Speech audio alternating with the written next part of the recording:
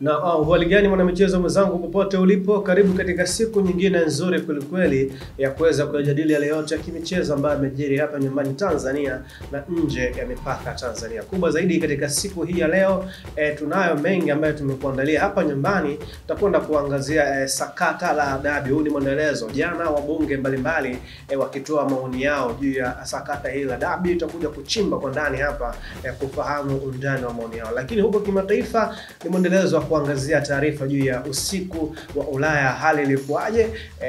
Watu ambao walikuwa wameweka tabiri zao zimetimia, hivyo ambavyo unaweza kuzungumza. Basi tutakuja kuangalia hapa yote ambayo tumekuandalia katika siku hii ya leo. Nikukumbushe tu nguvu kubwa ambayo tunapewa hapa ni kupitia kampuni ya maji ya Mega Purified Drinking Water, ambayo yenyewe inasaidia kutoa maji safi na salama kwa wakazi wa Dodoma mpaka mlangoni. Mimi ni Kipo Benedicto, mwenzangu ni Joakim Moshi. Karibu katika jahazi hili tuwe wote mwanzo mpaka mwisho.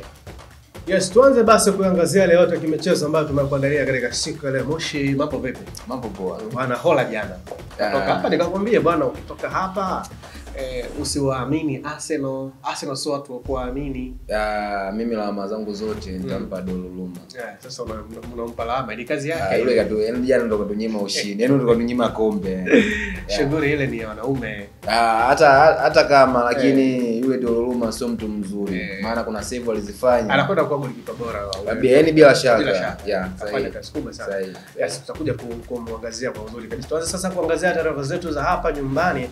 Kubwa zaidi bwana, hapo jana mara baada ya sakata ile la dabi kati ya Simba na Yanga kuendelea, tulishuhudia jana kulikuwa na maoni mbalimbali kutoka kwa wabunge, ambapo jana kulikuwa na uwasilishaji ule wa bajeti, makadirio ya bajeti, lakini pia yanapata na matumizi ya Wizara ya Sanaa, Tamaduni na Michezo. Jana wageni mbalimbali walialikwa bungeni, wakiwemo pia rais wa shirikisho la soka nchini kwa maana ya TFF Wallace Karia, lakini pia tulishuhudia Engineer Hersi Said kwa maana rais wa klabu ya Yanga naye pia alikuwepo bungeni. Wabunge walikuwa wametoa maoni mbalimbali, ikiwemo Mheshimiwa Msukuma, lakini pia Mheshimiwa Babu Tale alisema kwamba, tuanze na kauli ya Babu Tale. Yeye alisema kwamba bodi ya ligi na TFF wanavidekeza sana hivi vilabu vya Simba na Yanga. Mtoto mleavyo ndivyo akoavyo. Hii tumoja kuiona sasa hivi labda ni mbaya kwa sababu ya hili sakata, ila ukitaka kuangalia toka mwanzo hivi vilabu vikubwa vimekuwa vikibebwa kwenye njia nyingi sana. Hata michezo ambayo wamekuwa wakicheza tumeona baadhi ya timu zikilalamika kwamba wanabebwa, na hili sasa limekuja kama kutia doa. Maana hii sasa hivi mpaka imefika bungeni sio sehemu salama, mpaka wakuu wanaanza kuongea, maana bungeni ni sehemu kubwa sana, ni sehemu tukufu. Yaani mpaka wanaliongelea hili swala, ina maana kila mtu sasa limemgusa, inaonekana kama halipati muafaka. Yaani ni ile tu mtu kwa sababu mimi na mamlaka basi mimi naamua chochote ambacho sio sahihi. Haki itendeke, sheria ifuatwe, mwenye haki yake apewe. Mpaka wanaanza kuongea watu wakubwa, ina maana kila mtu limemgusa. Na kutaka kuzingatia, kuna kauli pia aliongea Msukuma. Hiyo tutakuja, nataka tuizungumze kwanza kauli ya Tale. Anasema TFF na bodi ya ligi wanavidekeza sana vilabu vya Simba na Yanga. Kuna hali yote ya kudekezwa ambayo vilabu hivi vinanufaika? Mkitaka kuangalia kosa linaonekana na linajulikana, ila yani hawataki kumpa lawama mwenye kosa lake, ila kutaka kuangalia kiukweli wanabwebwa, kwa sababu kwa mfano ingekuwa ni timu zingine imefanya hivi mpaka sasa hivi hukumu ingekuwa ishatoka. Ila kwa nini ni Simba na Yanga? Na maana kuna namna kwamba huyu anaona nikitoa hukumu hii nitamuathiri huyu, na huyu anaona nikitoa hukumu hii itamuathiri. Ndio maana mpaka sasa hivi sakata limefikia hapa lilipofikia. Sawa, tuizungumze sasa kauli ya Msukuma ambaye alisema bodi ya ligi imepanga tarehe ya mchezo wakati hawajaisikiliza klabu ya Yanga ambayo kikanuni walipasa wasikilize. Lakini kama bodi ya ligi hawana makosa, kwa sababu kama Yanga walisha declare hadharani kwamba hawataki kusikilizwa, kwa maana yani hawataki kusikilizwa, bodi ya ligi wana makosa gani kama watu ambao walihitaji kusikilizwa walishasema hawataki kusikilizwa? Bodi ya ligi kosa lake ama makosa yao yapo pale ambapo wamepanga tarehe ya mchezo pasipo kutoa hukumu ya kile ambacho kilitokea nyuma, kwa maana tunaambiwa mchezo uliahirishwa kutokana na viashiria vya rushwa pamoja na uvunjifu wa ila sisi tumekuja kupewa tu taarifa kwamba mchezo utachezwa tarehe fulani pasipo kupewa bana watu fulani 1 2 3 ndio walihatarisha au 1 2 3 ndio walisababisha mchezo usifanyike. Kwa hiyo hili hapa limekuwa linatia mashaka kwa kila mdau wa soka, kwa maana kuona kwa nini tunapewa jibu ila tupewi njia. Kwa nini? Lazima tupewe kwanza njia bana, hii jibu imeanza hapa mpaka palipofikia, ndio maana tumepata jibu hili hapa. Kwa hiyo bodi ya ligi wana makosa kiukweli, wana makosa. Na ukitaka kuzingatia mpira sasa hivi mama anakusupport. Mama yetu tunaona kuna goli la mama watu wanapewa. Kwa hiyo kuna ile ambayo inatumika ambazo hizo hela zingeweza kwenda kwenye taasisi zingine ambazo zingeenda kusaidia zaidi. Ila kwa nini watu wanaikaza kwenye mpira? Kwamba wanaamini mpira ni sehemu moja kutambulisha nchi yetu, ila kwa hicho ambacho kinafanyika sio sahihi. Mama anaika hela, mama anasupport. Alafu kwa nini inafanyika? Yaani huu ni uuni. Naweza kusema huu ni uuni. Kwa hiyo bodi wanabidi wajiangalie mpaka limefika bungeni. Sio kitu kizuri kwa sababu watu wanafuatilia, kuna nchi zinafuatilia, mashirikisho ya mpira yanafuatilia. Yakiona tena washafika bungeni, wanaweza kutupiga bani mnyinyi malizaneni kwanza, then tutarudisha kwenye ligi. Yes, sawa, ni kitu kibaya sana kwa namna ambavyo hali jinsi ilivyo, lakini naamini pia suluhisho litapatikana tu, na hakuna kitu ambacho kitashindikana. Suluhisho litapatikana. Miongoni mwa maswali pia aliulizwa Mheshimiwa Paramagamba Kabudi ambaye ni waziri wa wizara husika. Aliulizwa swali kwamba bwana, ulifanya kikao na hao watu, hatujaona majibu ya kikao chako. Leo tunayoshuhudia tu mechi inapangwa tarehe. Yaani shida nini watu hawaelewi. Kama ulikwenda kufanya kikao haujatoa majibu, afu unasema wewe kwenye swala hili kwako mko clear kabisa, hakuna tatizo kwenye swala hili. Majibu ni yapi? Kwa swali lilikuwa gumu kidogo. Sasa ila walimuuliza ni ukweli kwa sababu yeye ndo alikuwepo kwenye kile kikao na alifanikiwa kufanya kikao na viongozi wa timu zote mbili. Lakini hatujapata majibu mpaka sasa hivi. Ni kitu gani walichozungumzia ama walifikia hatua gani? Tunajua kushangaa ni bodi ya ligi tu kutoa tarehe ya mchezo pasipo yaani sijui umenielewa, yaani bado kuna kitu sisi hatujakijua. Kwa nini mchezo uliahirishwa na bodi ya ligi na kwa nini mchezo umepangiwa tarehe pasipo kutolewa zile shutuma? Ina maana kama uchunguzi ulikuwa unafanyika tayari ushakamilika, ndio maana wametoa ratiba ya mechi. Watu waambieni kwa nini mechi haijafanyika, ni nani alisababisha hizo nini, uvunjifu wa amani ni upi, ni wakina nani walisababisha, ili sheria ifuate mkondo wake. Kwa sababu unaposema kuna nani za rushwa, ina maana hapo unahusisha mamlaka pia. Kwa hiyo inabidi watu wajiridhishe bana fulani bini fulani walikutoa na hatia hii na hii, ndipo watoe nini mustakabali wa mechi kuchezwa. Ila uweze kusema tu mechi hizo tarehe 15 huku hujatupa majibu kwa nini mechi hajafanyika. Je, wale watu wakirudi tena tarehe 15 utamlaumu nani?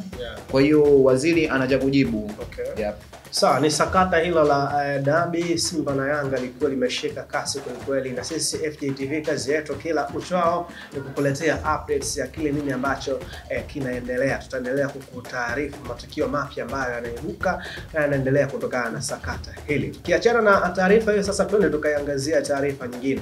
Bwana, huko ndani ya klabu ya Azam mambo yanakuwa magumu kweli. Viongozi wanakesha kumshawishi kiungo wa klabu hiyo Faisal Salum ili aweze kusalia kwenye timu hiyo. Mpaka sasa jitihada zimekuwa kubwa kumshawishi asaini mkataba mpya, licha kwamba kuna taarifa zilitoka hapa awali kwamba Faisal amesaini mkataba, lakini zilikuwa ni fake news. Walisema kwamba hajasaini mkataba mpya na wanapambana kweli kumbakisha asaini mkataba mpya, lakini pia ukiangalia nguvu ile ya nje inashawishi kweli. Faisal anaweza akasalia Azam kwa namna hiyo ile. Kiukweli kiwalisia Faisal siona akibakia Azam. Na siona akibakia kwa misingi ipi? Faisal ni mchezaji wa makombe. Yaani kama hela anazo, ila kuna kitu ambacho kitamdai kwa sababu kipaji akirudi, yani kikiisha kimeisha, ila unatakiwa uwe na nembo ambayo utasema bana, mimi mwaka fulani nilicheza sehemu fulani, ushahidi wangu ni huu hapa. Watu waangalie hela zako kwa sababu kila hela zinatafutwa. Unaweza kupata hela nyingi then akaja mtu mwingine akatoka nyuma akapata hela nyingi kushinda wewe, ila ile labda tunasema medali unamuonyesha mwanao, bana mimi nilicheza mwaka fulani Azam. Haya, Azam ulipata nini? Lazima uwe na ushahidi. Video tu zenyewe hazitoshi. Kwa hiyo Faisal sioni akibaki Azam kwa misingi ipi. Sasa hivi uwezo wa Faisal kila mtu anajua. Timu yote kubwa anacheza. Na ukitaka kuangalia kwenye hizo timu zetu Aina Faisal hayupo. Kwa hiyo bado ana nafasi ya kurudi kwenye hizo timu kubwa na hivi jinsi tunavyosikia, kwa sababu ni fununu, mara anahusishwa na Yanga, mara anahusishwa na Simba, kwa watu jui wapi atapoenda. Yeye ndo anajua mpaka sasa hivi. Ila Faisal hawezi kubaki Azam. Sawa, miongoni mwa vitu ambavyo vya kuvutia kwenye hili jambo na namna ambavyo timu pia kutoka mataifa mbalimbali ikiwemo Afrika Kusini, Kaizer Chiefs nao wameshaonyesha nini ya kuhitaji huduma yake. Watu wanasema kama kuna kosa ambalo Faisal atalifanya ni kukataa ofa ya nje ya nchi, kukubali ofa ya Simba au Yanga.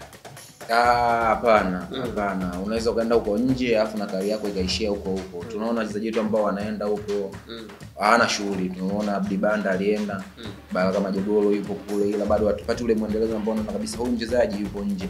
Ila kwa Faisal kwenda Kaizer, kwanza anakutana na mwalimu ambaye pia alikuwa naye na Nabi ambaye anamjua vizuri. Kwa hiyo pia inaweza ikawa ni fursa kwake pia. Ila pia hata hapa klabu zetu za ndani naona sasa hivi zimeshakuwa Afrika. Kuna wachezaji kibao ambao wanatamani kuja Yanga, kuna wachezaji ambao kibao wanatamani kuja Simba. Kwa hiyo ni yeye mwenyewe achuzi yani achuzi kitu ambacho kitakuwa ni sahihi kwake. Asiangalie tu kwenda nje. Unaweza kwenda nje alafu ukarudi.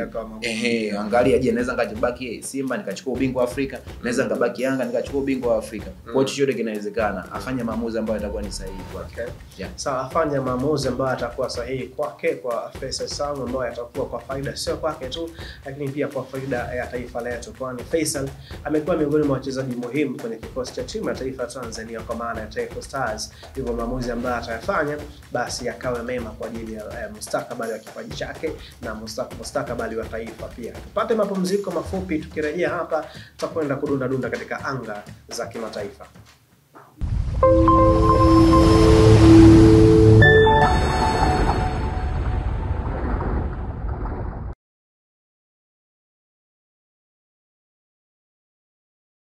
Sasa tumerejea, sasa tuweze kuangazia yale yote ya kimataifa ambayo tumekuandalia katika siku hii ya leo. Bwana, hapo jana tulishuhudia usiku mgumu kweli kwa mashabiki wa klabu ya Arsenal, lakini ni usiku mzuri kweli kwa mashabiki wa vilabu vingine vya pale nchini Uingereza, wakiwa mashabiki wa Manchester United. Na shaka wamefurahi sana mara baada ya Arsenal jana kutupwa nje kwenye michuano ya UEFA katika hatua ya nusu finali mbele ya PSG. Mchezo wa kwanza PSG wakiwa pale London walishinda 1-0. Mchezo wa jana wakiwa nyumbani waliifunga tena Arsenal 2-1. Mikel Arteta anasema licha ya kupoteza mchezo, lakini amefurahishwa na vijana wake na aliona kuna makusudi ya kutaka kushinda mchezo huo, kwani vijana wake baada ya kupoteza walisikitika sana. Arsenal kwa mchezo wa jana unaweza ukawalaumu ama usiwalaumu, kwa maana mchezo una matokeo matatu.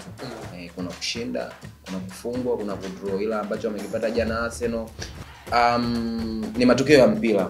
Kwa sababu ukitaka kuangalia Arsenal walianza vizuri sana mechi. Kipindi cha kwanza, dakika 15 za kwanza uliona ile speed ambayo walifanya, na pongezi kubwa ziende kwa golikipa wa PSG Donnarumma ambaye alifanya save ambazo yani hata kwenye mshahara inabidi basi muongezee, kwa maana alisave. Kuna save moja ambayo kwa makipa wa kawaida sidhani kama angeweza kufikia ule mpira. Ya Odegaard alipiga ile nje ya 18 na ulikuwa ni mpira ambao kulikuwa kuna watu mbele, ila aliweza kuona na akaweza kusave na kuiweka sehemu salama PSG. Ila tukirudi pia hata kwa PSG nao pia wanahitaji pongezi. Wana watu yani wale watu waliweza yani ile pressure ya Arsenal ni kama sponge, yani walikuwa wananyonya yale mashambulizi ya Arsenal, then na wenyewe walikuwa wanafanya mashambulizi ambayo ni kwa counter attack, ila yalikuwa ni yana hatari sana. Ukitaka kuangalia wale PSG nao walifanya mashambulizi ya hatari. Kuna ile moja ambayo iligonga mwamba, tunaona kuna moja ile alisave Raya. Kwa hiyo mpira jana Arsenal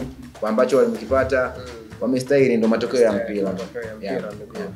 Kitu ambacho pia kinafurahisha ni namna ambavyo PSG wamekuwa katika ubora mkubwa sana msimu huu, wakiweza kuziadabisha timu nyingi kutoka EPL.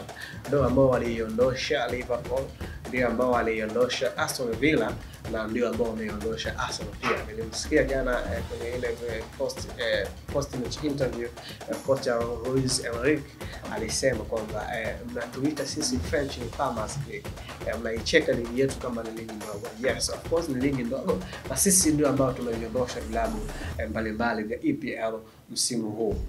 Kuna haja ya kuheshimu kidogo ligi ya Ufaransa. Ligi ya Ufaransa inabidi iheshimiwe. Kwa hicho ambacho wamefanya Paris inabidi iheshimiwe ligi ya Ufaransa. Na pia ugumu umekuja kutokana na mwalimu. Enrique ni mwalimu wa kisasa, ashafundisha vilabu vikubwa, anajua jinsi ya kucheza mechi kubwa. Angalia timu za France ambazo zinakutana na timu za Uingereza ambazo zinakuwa zina walimu ambao hawana profile kubwa, ni wanapata shida. Ila Luis Enrique umeona toka nakutana na Liverpool, watu walitabiri kwa Liverpool hii sijui kama atatoboa, ila akaja akatoboa. Haya akaja kutana na Aston Villa japokuwa kwa mbinde, ila akatoboa. Kakutana na Arsenal kwa mbinde, katoboa. Kwa hiyo ni mwalimu ni kwa mbinde. Arsenal kirahisi. Ni kwa mbinde. 3-1 aggregate mbinde. Sasa ila unaangalia chance ambazo mbinde ilikuwa wapi? Ni Dololuma. Yaani yule kipa, ile ni mbinde. Ni wajibu wake kwa katikati ambao watakuwa wamelala wamechoka jana. Ni Dololuma kwa sababu ilikuwa ni wajibu wake. Sasa hii ni wajibu wake. Ila uje kwenye mechi kuna yule mchezaji ambaye baada ya mechi yeye hata simu apokei. Ndio Dololuma. Amechoka, yani viungo vyote vina kazi. Ndio kitu ambacho alifanya Dololuma. Kwa mchezo wa jana, kama mnampata kipa ambaye hajitambui, kama mnampata golikipa wa ndugu zetu ambao wanatucheka, itakuwa ni unana tu pale. Hamna shughuli nyingine, ila Dololuma ni golikipa mzuri. Yani kwa sasa hivi duniani sidhani kama kuna golikipa zaidi ya Dololuma kwa zile save ambazo alizifanya jana. Hamna ubishi. Na ndo mtu ambaye anaweza kawa kachangia asilimia kubwa ushindi wa PSG, sio tu nyumbani hadi ugenini. Kwa sababu kwa save ambazo ukizijumlisha kama zingekuwa ni magoli, Arsenal save mbele ya Aston Villa, akata ile goli la Isco. Asensio, Rashford, Kwa hiyo kazi kubwa mechi ile first leg pale London mbele ya Arsenal. Saka ni mtu ambaye atakuwa anamkumbuka sana Dololuma kwa sababu ni mtu ambaye kaipa ugumu sana Arsenal. Kwa sababu kwenye zile dakika 15 za mwanzo ingekuwa ni timu nyingine, Arsenal jana alikuwa anashinda hata goli 4. Unaweza kusema PSG wana bahati sana kuwa na magolikipa wazuri. Zungumza Donnarumma leo, Buffon alipita pale, Navas pia alipita pale. Kuna magolikipa bora tena, ile top class goalkeepers ambao wamewai kuhudumu PSG wana bahati sana katika hilo eneo. Sio bahati.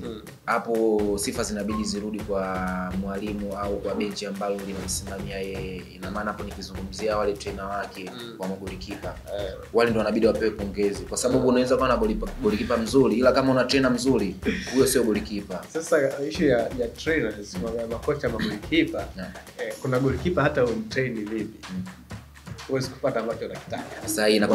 Sasa hii huyu Dololuma ngoja aende klabu nyingine. Kwani unaona ilikuwaje? Unaona alikuwa Ajax ilikuwaje? Unataka kusema magolikipa, makocha wa magolikipa sio watu sahihi. Sawa bwana, tunashukuru sana kwa wakati wako kwenye Sports Recap ya FGTV. Umekuwa wakati bora, mzuri na wa furaha pia kuweza kujadili yale yote ya kimichezo. Nikukumbushe tu hii ni Sports Recap inakujia kupitia FGTV kila siku saa 12 kamili za jioni. Mimi ni Kiepa Benedicto, mwenzangu ni Joakim Moshi. Bye bye mpaka wakati mwingine.